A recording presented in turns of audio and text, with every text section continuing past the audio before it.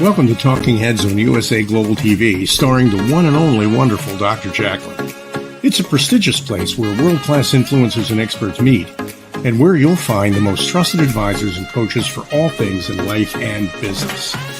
Visit usaglobaltv.com to sign up for our newsletter, get the value you need, and be first in line to learn about events and giveaways and other valuable content. Connect with us. Email Dr. JACALYN at usaglobaltv.com to talk about how you can become part of USA Global TV. That's USA Global TV, where the doctor is always in. Hello and welcome back to USA Global TV, or welcome for the very first time. And hello to our friends listening on Business Talk Radio. I am Dr. JACALYN KERBECK, and our show today is The Wise Ones. Joining me this and every week is someone who is exceptionally wise, educated, experienced, successful. He is the trifecta here at USA Global TV, which means he is a co-host, he is an elevated listener, he is an expert presenter on our Talking Heads platform, in addition to all that he has accomplished in his life. Let us welcome Mr. red.olaughlin. Hi, Red. Howdy. Always good to see you, Dr. JACALYN. Always so good to see you as well. And for people who might not know, Red and I have been working together to publish my first book, which is out there, and my second book, which is coming out soon. And our topic for today, I think, is right in your wheelhouse. It's strategies to be a best-selling author. So we have a guest that you've brought on for today. She's not here yet, but we can talk about this topic, I feel, pretty confidently. And you speak from being a best-selling author yourself. Oh, thank you. Yes, it feels quite good to have that accomplishment. And actually today on an earlier show, the guest, I hadn't met him before, he actually read my book Behind the Green Screen and was able to cite parts of it to me. That made me feel really, really good that someone was finding value in the book. And you could sell a bunch of books, but when somebody does something like that, that really does make you feel better. The fact that, I got an email the other day from a guy who says, I read part of your book from, the look at inside on Amazon. He says, I do audiobooks and I really like the way your book flows. I said, I'd be interested in talking to you about it. Well, that kind of made my day. I don't have plans right now, but I said, yes, let's get together and talk about it. He took the time to contact me and say, I have this service. And I said, well, things happen for a reason. And so why not contact him? I have no idea I know that some audiobooks you could take and share the royalties with the recorder, with the orator, and other ones you just pay a flat fee. I know there's different ways of going, but it's not something that I have right now or something that I wanted to do. But why not take advantage of the contact and go with it? Absolutely, because it might not be for you today, but in the future, it very well could be. And Red, for people who are joining us for the first time, I want to spotlight you. And as always, I love to have you share your background because you've seen and experienced so much in your life and you are truly wise. So please tell us more. Okay, before I jump into that one, let me go ahead and just follow up with my last thought about a contact. We may have a conversation, we may get a chance to know about it, and I may not actually use this person, but I may run into somebody tomorrow who needs that help. And at least by having a conversation with a guy, I know a whole lot more about them than just 3 or 4 words in an email. And that I think is very valuable as you're building your reference list of people. I ran into another publisher recently. I publish books and we chatted about things, and I know what services he offers and he knows what I offer. And there's a mutual overlap there that we think we can help each other. But you asked me to identify who I am. red.olaughlin. I write books. I write every day. I've authored 5 books so far. My publishing business primarily helps brand new authors, and I speak a lot. My real passion in life nowadays is health and wellness, but particularly in a very narrow niche of health and wellness. I mean, in longevity. There's 2 primary causes of aging, and I go about describing those in one of my books. And I talk about each one of those and what you can do to accelerate the aging process or decelerate the aging process. what I do is I research the human body at the cellular level, chemically speaking. I look for cause and effect relationships. Treat a cause, fix a problem, treat a symptom, and you'll always be treating symptoms. My first love before I met my wife of almost 54 years, she'll be coming up here in a couple months, was chemistry. I took that in high school and I just fell in love with it. I got a degree in it. And then before I could practice it, I got an invitation to Vietnam. Well, I came back and I was too far out of the mainstream at that time to get involved and compete with college graduates. And so I went a different direction. And the direction I went in led to several of the things that I'm doing now. My first major career was into quality assurance, quality engineering. That led me into reliability engineering, which I truly enjoy. There's just a lot of good things in that field. And then I ended up in logistics engineering and then back in quality engineering. And part of the quality engineering and reliability, you want to know not only what fails, but why it failed. And if you know why it failed, just like something fails in our body, if you understand the mechanism why something failed, then you can do something to fix it. And so as you're designing tests to see how something fails, and if you know it has to fail, do you want it to fail this way or do you want it to fail that way? Because you can design those in.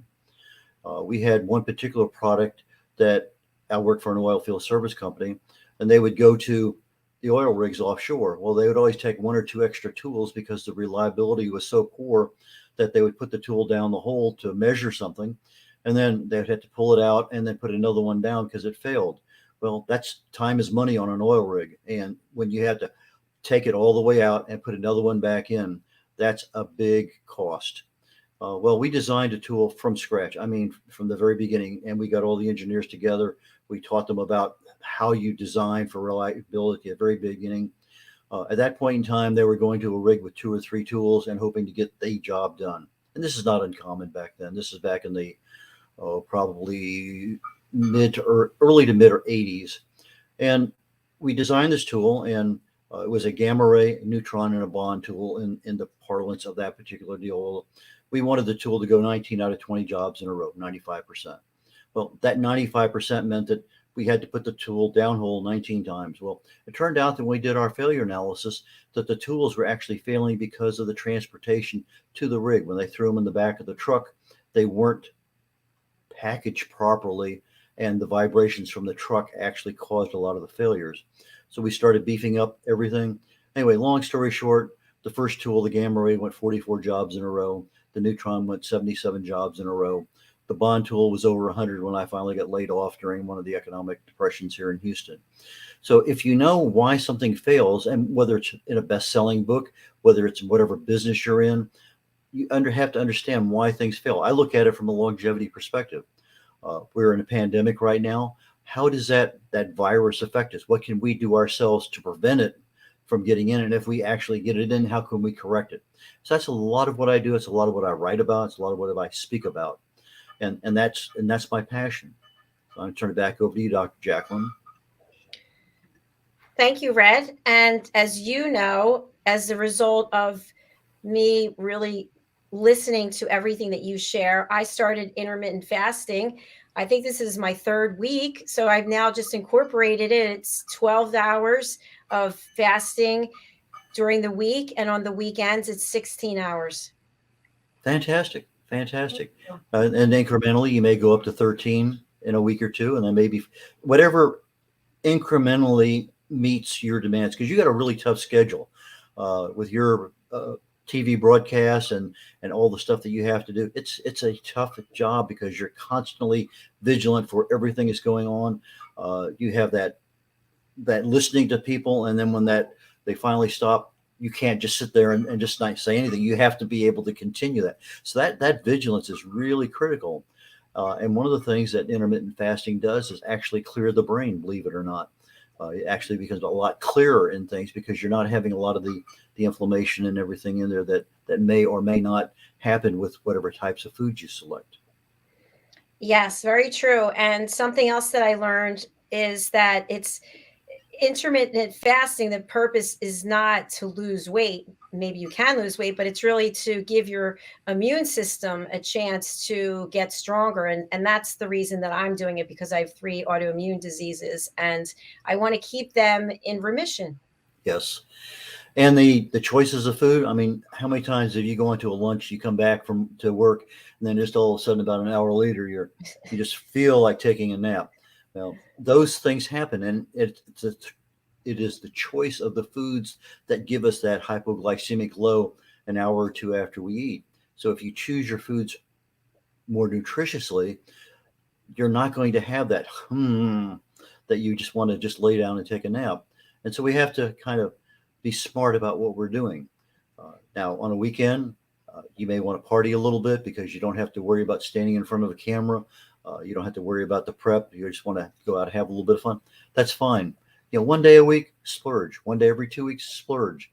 But don't splurge 3 times in a day, because that's not a smart thing to do. If you splurge, you're going to get large. Splurge has many different definitions, doesn't it?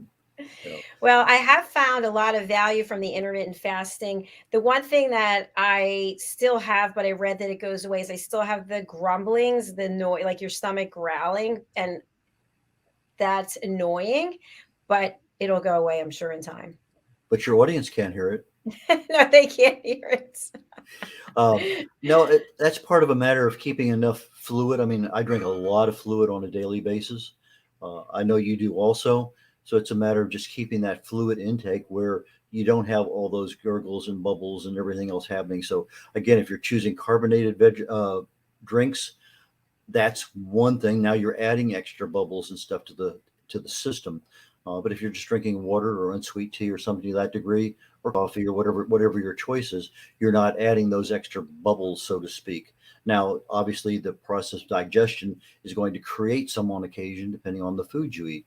So again, if you know that, pick any particular food that loves to create beans, for instance.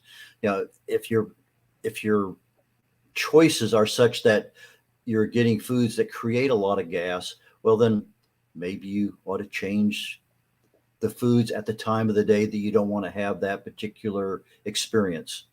And again, sometimes you eat something and it shows up 4 hours later. Sometimes it's 14 hours later. It just sort of depends on how that gets processed through the body. And one of the things that intermittent fasting does is it gives your digestive system time to relax and get things done, gives your liver a little bit of relaxation. Because as you're processing things through, if you're eating 2, 3, 4, 5 or more small meals a day, you never give a chance for your system, the digestive system, your blood glucose. My brain is, I haven't even had anything to eat today.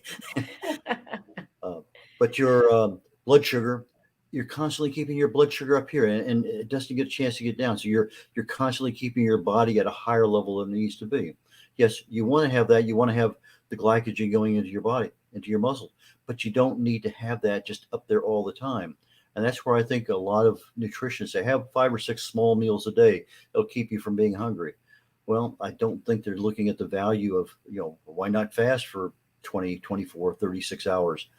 There's a lot of benefits in that, and if you're looking at the fasting to lose weight, then maybe what you need to be doing is piling on a lot of low calorie vegetables and berries and things like that you can sit there and eat a whole plate of them and not even have 500 calories. So by the time you have a couple meals a day, separated by 8 hours or something, you may have taken in maybe 800 calories. You feel full, but you haven't really done anything to add extra calories to your system. Now, maybe you need a bowl of popcorn with a little bit of butter periodically. That's fine. Not too often, not very often at all. But never. No, I would say never. At some point in time, you just need, and it doesn't,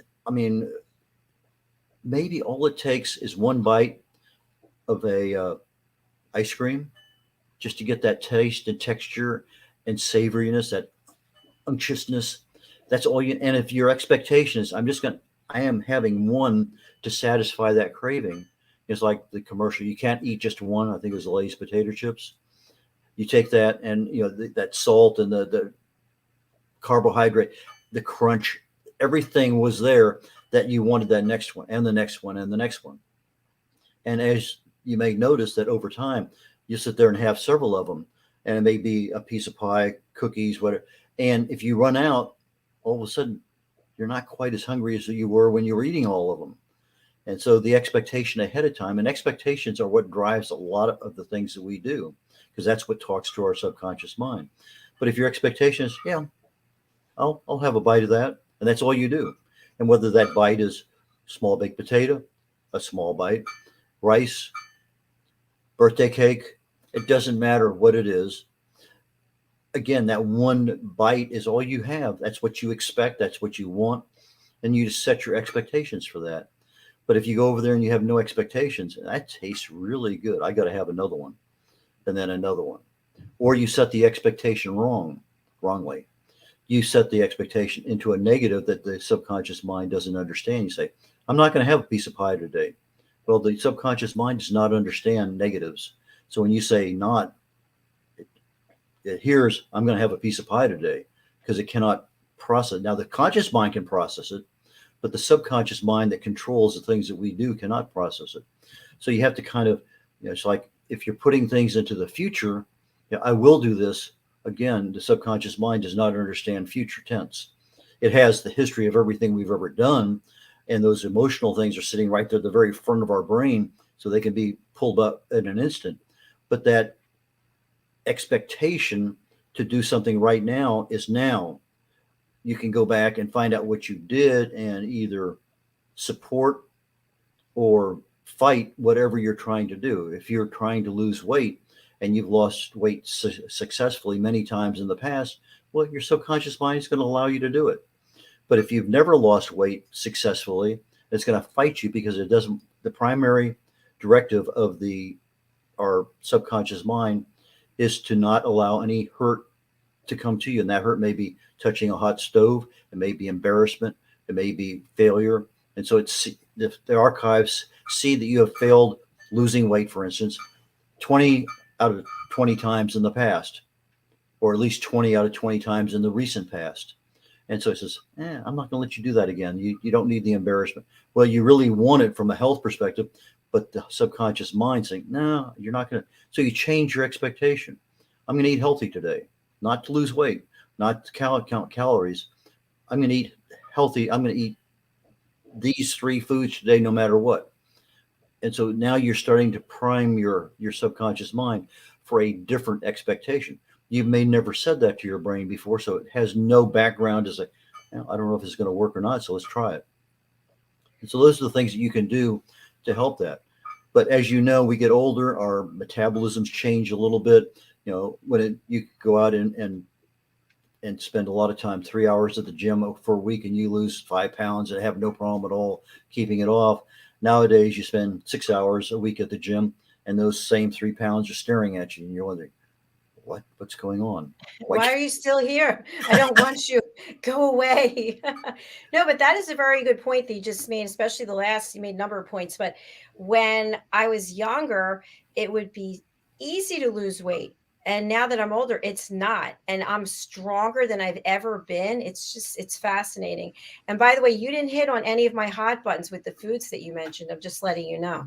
Okay. Not popcorn, not ice cream, not cake. I love chocolate covered pretzels. My weakness is bread, and especially any of the breads that are baked, not the sliced breads, but your sourdoughs and your ciabattas and the other things that are out there. When I went on Atkins, I was on Atkins for about 6 years. I read like 5 books just so I knew what it was about. There's a lot of people were talking about how bad it was. Well, I went on it. I stayed on it. I could eat less than 10 grams of carbs a day for years, literally years. And I had no problems. I dropped about 7 inches in 4 months. I dropped about 40 pounds in 4 months. I was having the time of my life. I was eating, sausage and cheese omelets. I was having double cheeseburgers for lunch. I absolutely avoided vegetables and fruits. But everything I was having, I avoided carbohydrates. So no rice, no pasta. Pasta, I love. I can have pasta 3 meals a day. In fact, when we went to Italy the last time, I think I was the only one eating pasta for breakfast, lunch, and dinner. And I love Italy.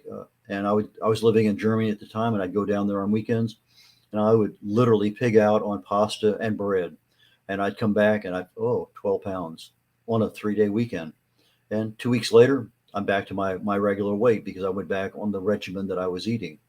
But there's also a detriment, whether you're on an Atkins type of diet that you're eating a lot of carbohydrate free foods, or you're on a ketogenic diet that you're avoiding carbs, but you're piling up on fats. Is the fact that your body pH has to live in a certain range, a very narrow range. That narrow range is 7.4 plus or minus 0.05. That blood has to stay in that range. Otherwise, you have some serious problems in the body. So what happens is that if you're eating a lot of fat, a lot of carbohydrates, a lot of protein, your body is producing an acidic environment inside your body. You can take your pH of your body. I usually do it with the tongue. You can take it with urine also, but you just touch a piece of pH paper to your tongue, and it's going to tell you what the pH of your body is. If it's above 7.4, no problem. You're in an alkaline condition. Body loves it. There's a lot of really good health benefits from it. A lot of people will drink the alkaline water. In Houston, where we live, the natural tap water is very alkaline. It's a non-issue. So when I put it in my filter and I put it into my tea, I know I'm getting a lot of alkaline water just with the normal things that I have. But that acidic condition is going to cause the body to say, I have to get my blood pH back to that 7.4 range. If I'm down at 6.6, that's a lot to do. So how do you get there? Well, the body is actually going to go into the bones and take calcium out, and that calcium is going to go into the bloodstream to give you that alkaline bloodstream pH. And that blood pH is what's going to stay there. So for 6 years, I was eating less than 10 grams of carbs a day, except on that once every month or whatever trip I took down to Italy or France or wherever I happened to go to. The body was leaching calcium out of my bones. I had been a runner. I was running probably before I went over to Europe. I would say somewhere in the neighborhood of about 5 to 8 miles, 4 or 5 times a week. That was my normal running. I was doing weight. At some point in times, I was doing 2 hours of weightlifting a day. I was enjoying a lot of things I was doing. When I went on the Atkins diet, I found out I didn't have the endurance to run 5 miles. I could get 2 and I'd be out of gas. I go to the gym, and where I used to be able to lift a certain amount so many times, it became more difficult. I had to kind of back off and started doing a lot of lower repetition. But then I found out that the glycogen was out of my muscles. I had no reserve. I had to change from a blood glucose energy source to a ketone energy source. Well, had I been smart and kept I wasn't even smart to begin with, but had I been smarter and kept my vegetables and my fruits like berries in my diet, it wouldn't have added any calories. I do that nowadays all the time, but back then I didn't. I would not have had a problem. And what happened about a year after I got back from Germany, I retired from the military, and I took my very first bone density test. Let's see what this thing looks like. That's osteopenia. I couldn't believe it. And so that was when I started researching, and okay, fine, I understand. Calcium is taken out of the bones. Well, how do you put calcium back in the bones? Well, 2 things. Number one, you can't take it out. If you're taking it out, you're defeating yourself. So you got to keep your blood pH above 7.4. Okay, that keeps it in the bones. Well, how do you get new calcium into the bones once your bones are starting to become osteopenia or osteoporosis?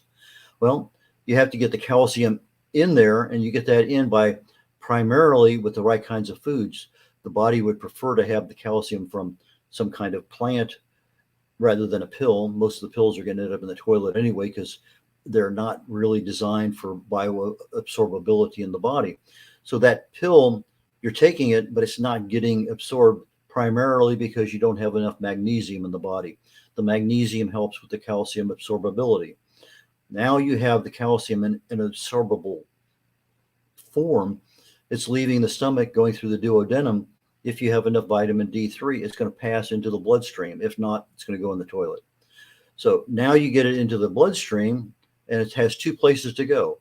It can go to your bones if you have enough vitamin K2, but if you don't have enough vitamin K2, it goes to your heart valves and arteries, and that's not where you need calcium. It's also called plaque. The other part of the plaque is oxidized LDL, your cholesterol. And there's a lot of ways to oxidize that, but just having cholesterol is not an issue. Every cell in the body needs it, makes it. But for whatever reason, our pharmaceutical companies think we don't need it. So you take a statin drug to reduce your cholesterol, and then all of a sudden you're shutting down the entire body's production of cholesterol. The body's pretty smart. It's going to know if you're taking in a lot of dietary cholesterol, it's going to shut down a little bit of its own production. If you're not taking it in because of your dietary choices or fasting or whatever it may have to be, now your body's going to make more. So you're sitting there trading off, okay, I'm going to shut down the body and now rely on the dietary. But in the long run, it really doesn't work. And then plus with every pill you take, statin drug, with every prescription drug, there is generally some side effect that you really and truly don't want. And I think I've been talking for a while. I need to get back to Dr. JACALYN and find out what's going on the other side of the studio. Well, our guest is not here. So I think for the rest of our show, why don't we give the audience some information about secrets to becoming a best-selling author? Okay, secrets to becoming a best. You want me to give my next presentation that's going to happen in literally about 34 minutes in advance. Okay, well, let's just talk about. No. Let's let people know that you are doing your presentation on Talking Heads right after this, and you'll cover that subject. Actually, I will. I don't have my little thing right here in front of me, but authors, we want people to read our books. And how do you get credibility as an author? Well, one way is, like you told me earlier, somebody on your show read your book and then repeated some of the stuff back. That goes to the world. People are reading your books. You know it. That makes you feel good. So the mere fact that people are talking about your books, talking about what's in your books, that's neat. That makes you feel good. But becoming a best-selling author is a little bit more difficult. Now, becoming a best-selling author on Amazon or Kindle is easier than the New York Times or the Wall Street Journal or the USA Today, because they have certain requirements that if you want to be a New York Times best-selling author, they want to make sure that the books are selling in the stores. And so the stores report how many sales. If you're, let's say Clive Cussler is one of my authors that I read. And if Clive Cussler comes out with a new book, people know it because a number of ways that they market that particular one. They go to the store, they order online. All of a sudden today, there's 1,000 copies sold. Tomorrow, 2,000, 3,000 the next day. These sales get reported. New York Times will take a look at these sales, and based on, okay, today, this week, you had 15,000 sales. Well, this other book over here had 25,000 sales. In the big scheme of things, where did that 15,000 pop up? Was it number 6, number 16, number 60, or number 1? And so that's how they measure it. The older way of looking at it also, particularly on Amazon, was reviews. If you had 40 or 50 reviews the first couple of weeks your book came out, that was really significant. But there's ways to rig the system, so to speak. And Amazon is not counting those reviews. In fact, it's going to be probably even more difficult to put reviews on Amazon in the new algorithms they're coming out with. So reviews are nice. There's still some places you can leave them, but they're not as critical in the big scheme of being a best-selling author. So if you said to New York Times, what does it take to be a best-selling author? They're not going to tell you. Generally speaking, you have to go to other people, and it's kind of around the way. If they say, okay, 10,000 books a week, that might be true. Maybe 20,000 books a week. Each place has their own criteria. You may be, it's like, I can't remember which politician it was a while back. I think they bought a bunch of books and then sent them out to their readers. And I think the comment that I remember reading at the time was they didn't count those 20,000 books because they weren't bought by individual people. It was a way of them saying, hey, yeah, you sold 20,000 books, but you bought them yourself. Yeah, but I bought them for my audience. The audience still got the books. It's one of those kind of things. But, USA Today is going to have a different criteria, and you're going to have different genres. You may have, okay, I'm number one USA bestselling in health and wellness. When I had my number one best-selling book on Amazon, it was in health and wellness. When I started looking at some of the other people who are number one, you can choose the categories in whatever you want for your book. So if you happen to choose a category that is very obscure and your book is the one that really covers that one, that's great. You can be number one and only sell 100 books. But if you happen to pick one that's let's say suspense, and you're a thriller writer, that may be very difficult as opposed to one who's writing on dog grooming. So the category you're in also has a factor. So choose your categories wisely. And how do you get people to even know you're there? Well, if you have an email list and there's 50,000 people on it, that's great. But how many people have an email list with 50,000 people? There are services out there that can actually, you pay them a fee, and they will send your book, usually a free ebook. It may be a 99-cent ebook. They will send it to their audience. Let's say your book is on Westerns, and they have a stack of 70,000 people who like Westerns. They will take your money and a PDF copy of your book, and they will send it to the 70,000 people on their list. Now, if those 70,000 people like your book, and let's say that 7,000 of them buy it, automatically there's 7,000 sales generally in the first week. That goes quickly. That is a good deal.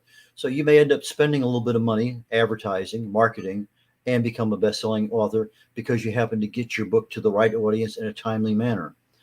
But there are generally a lot of different ways of doing it. A publicist is a good way. They have a lot of contacts between Dr. JACALYN and I. We have done a lot of publicists. In fact, I think we have Dr. JACALYN. We've booked several New York Times best-selling authors on the show here for later on this the year, haven't we? Yes, we have. And so in the process of meeting other people, one of the ones I came into, my publicist that I use, introduced me to another one. We had a good conversation, and then boom, he gave me a list of 92 people. And he says, here's my list. I'm going to, and we worked out a deal that they're going to come on and we're going to have a good conversation on this show. But the thing is, on the wise ones, we don't want just having a best-selling author. I mean, not that they're a dime a dozen, they're not, but we want to have wisdom. We want to have value. We want to have something we can offer the audience. And if we're just going to talk about a book, it better be something that has value to the audience. Now, if your best-selling book is how to get your website up to 5,000 visits a day, that might be something a lot of people want to know about. Or if you want to know how to what are the right clothes to wear to go to an interview, well, that's good too. There's a lot of things that add value to our lives, and so we want that value. That's where we talk about the wisdom, the wise ones. So if we have people that have a narrow niche, very wise, that's one thing. We want to have a wider niche. Somebody has some life experiences. Now, if your book was based on the life experiences, that's one thing. I had a couple of books recently that I published for people. One was about this guy and his wife. They took a 6-month honeymoon, visit 16 countries in Europe and North Africa back in 1964. A lot of things back in the mid 60s were totally different in Europe and North Africa, especially right after the war, than they are today. So there's just a lot of really nuanced things in there. I had another one, woman was sitting there with her daughter in the front seat of her truck. Ex-boyfriend came up, they got in an argument. He pulled out a 45, shot the daughter a half a dozen times, walked around the car, shot through the windshield.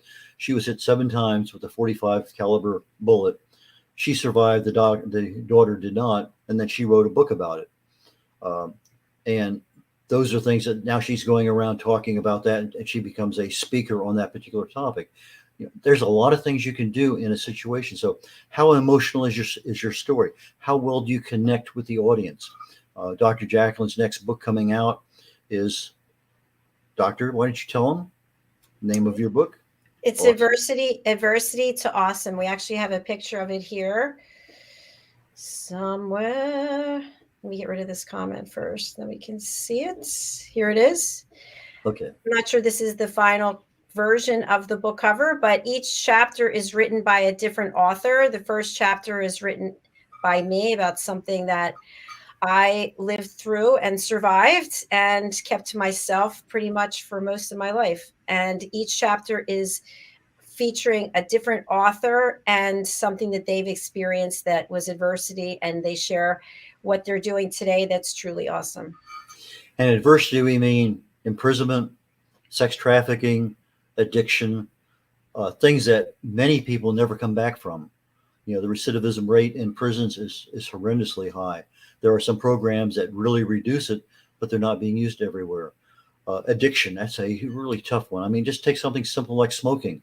That's an addiction that's super difficult for a lot of people. Sugar addiction. There's just so many things out there that gambling, just a lot of addictions. We just think of addiction being drugs, but addictions are a lot of things in our lifestyle that we have a tendency to do. And those are hard to break. And not only that, it's not just breaking the addiction in Dr. JACALYN's book, it's becoming successful afterwards in spite of having that addiction.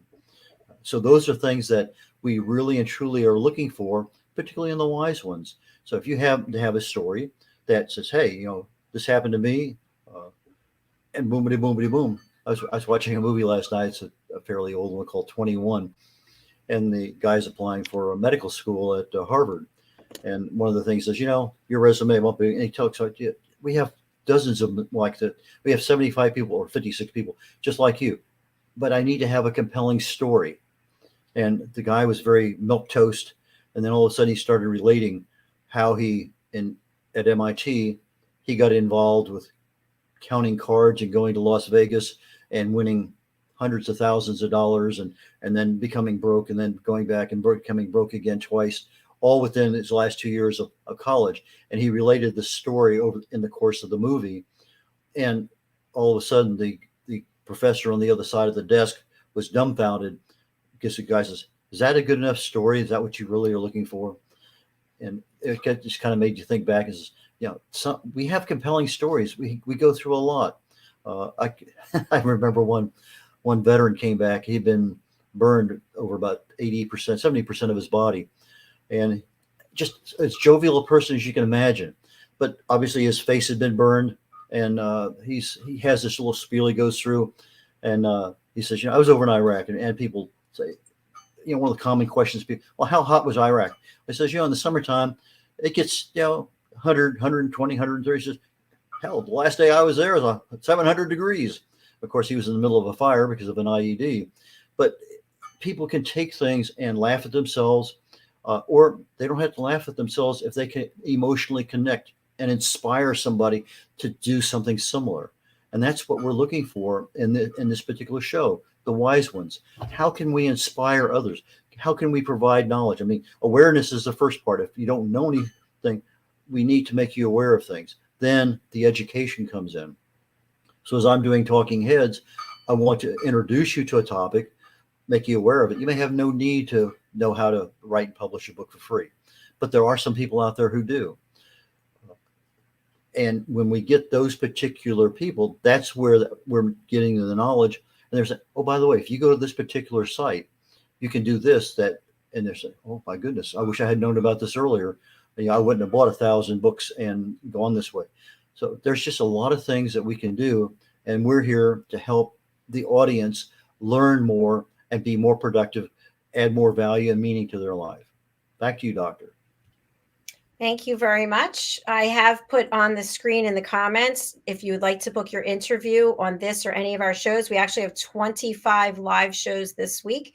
Typically, we have between 17 and 23, but we're going up to 30, folks. So I'm pretty excited about that. So go ahead and book your session there.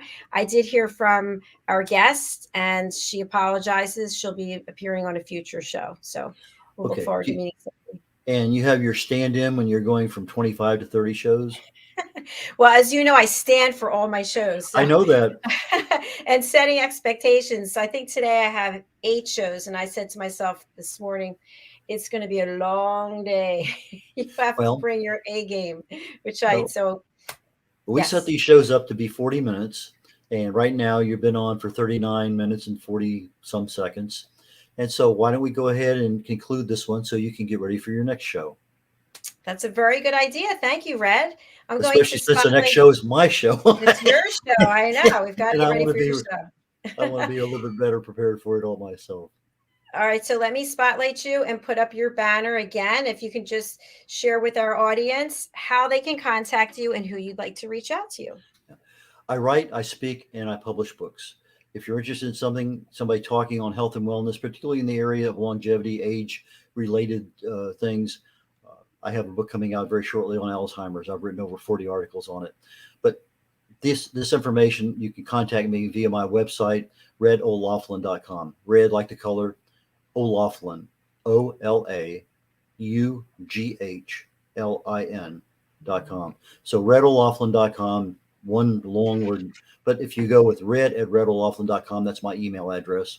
I check that often, but I check red.olaughlin@gmail.com much more often. So red.olaughlin, OLAUGHLIN.com is probably the easiest way to reach me, because that is one that I do check half a dozen or more times a day.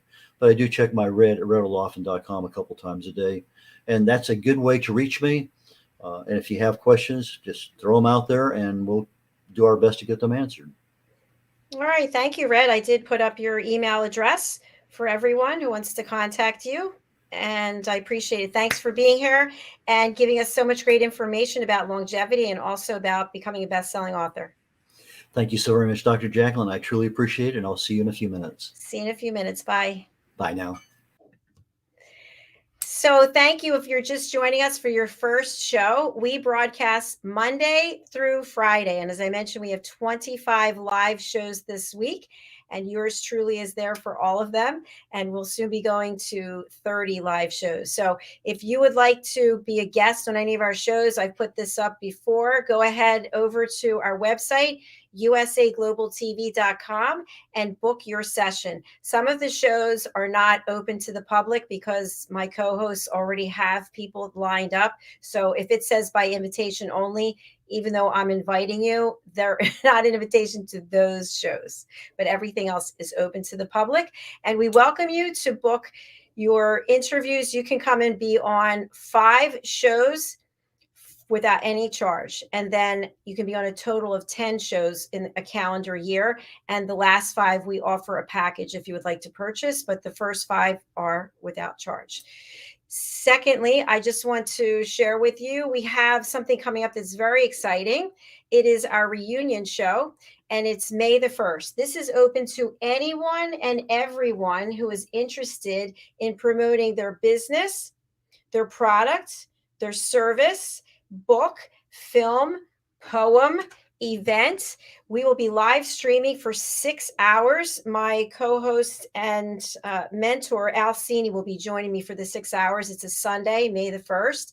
And you have 15 minutes to share with our audience anything you want to share about what it is you're doing. Maybe you have a special offering. So if you're looking for a new group of people to promote yourself to, please do go ahead and join us. I'm going to put the link or for Eventbrite for you to go ahead and book. It's actually a lot of fun because in addition, you get to meet with people who are also there presenting. So you get to be backstage, then you get to be on the stage with them, not everybody at the same time because StreamYard limits the number of people, but it's a great way to build a new audience and also to connect with people on USA Global TV and market yourself. So if you're interested, I'm putting that here in the comments right now. Okay, and that's all I have for you right now. As Red mentioned, we'll be coming back very shortly. So until then, I'm going to play a couple of clips to support people of Ukraine. And I look forward to having you with us for Red's show on Talking Heads at exactly 15 minutes and 45 seconds from now. All right, thanks so much. Let's take a moment. Take a moment.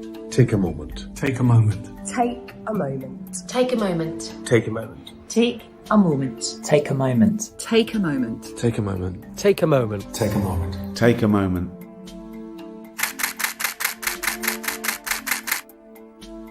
So I've had the privilege of photographing some incredible people over the years, and during each shoot I've asked the subject to close their eyes and take themselves to a peaceful place just for a few seconds. I've found that this really helps to refresh the energy between the camera and the subject. They had an energy that was quite special and quite different from the rest of the shoot. The collection grew, and now it feels the right time to use it for something good. I think it'd be amazing if we could help to raise awareness and involve people in the discussion about mental health. So what we're asking to do is for everyone to upload their own self-portraits. All of these portraits will become part of a massive artwork. I'm really excited to see this project go from hundreds of pictures to thousands of pictures. Essentially, an ever-evolving artwork that says, we're all in this together. Close your eyes and take a moment.